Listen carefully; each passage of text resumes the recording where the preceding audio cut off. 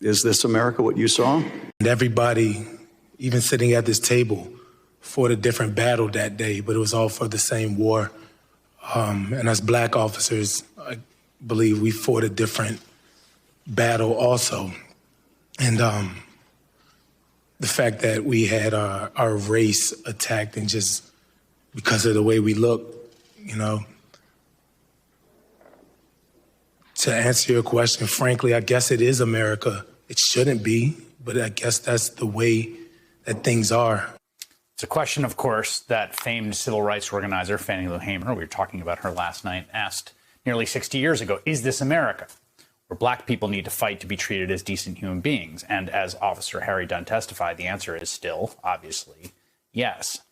Adam Sturward is a staff writer for The Atlantic, and Barbara McQuaid's a former federal prosecutor in the Eastern District in Michigan, and they both joined me. Now, Adam, you know, I couldn't get over the fact of how much race and racial animus and racial hatred and racism hung over the day. And I thought this, I want to play what Officer Hodges, who himself is white, said when he was saying, here's why I call these folks white nationalists. And there's an anecdote in there that I found really, really telling. I wanted to get your reaction to. So just take a listen to what Officer Hodges had to say.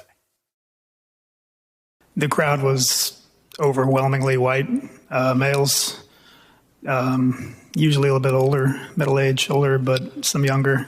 They didn't say anything especially xenophobic to me, but to my black colleagues and anyone who's not white. And some of them would try to recruit me.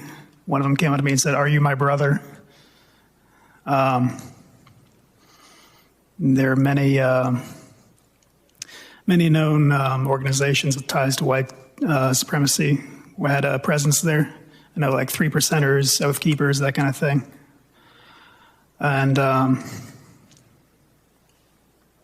everyone I've ever, people who associate with Donald Trump are find more likely to subscribe to that kind of belief system. That moment there, Adam, where someone tried to recruit him, "Are you my brother?" That just was one of the most sort of jaw-dropping moments to me of the whole day. Yeah, look, I mean, there's a version of American nationalism that has always held that this is a white man's country and should remain a white man's country. And the police, until 1965, were charged with enforcing that belief in much of the country. So it's not surprising that, you know, a few short decades later, that there would be people that not only still believe that, but want the police themselves to believe that and think of the police as the political arm of what they believe to be true America, white Christian America, the real America, the America that deserves to win every election, regardless of whether or not they win the most votes. One of the things that was so surreal to me about today, Barbara, was, you know, we are a year plus after the killing, murder of George Floyd, the protests afterwards, the backlash to those protests.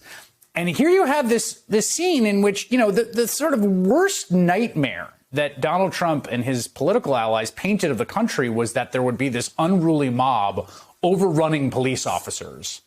And here you have the thing actually happen in front of all our eyes, being interrogated with these officers, this multiracial group of officers, while the Republicans sort of put their fingers in their ears. Yeah, in fact, we heard some of the officers say that, you know, people who claim to support law and order are the very ones who are denying that this happened, who are portraying the crowd as ordinary tourists or a loving group.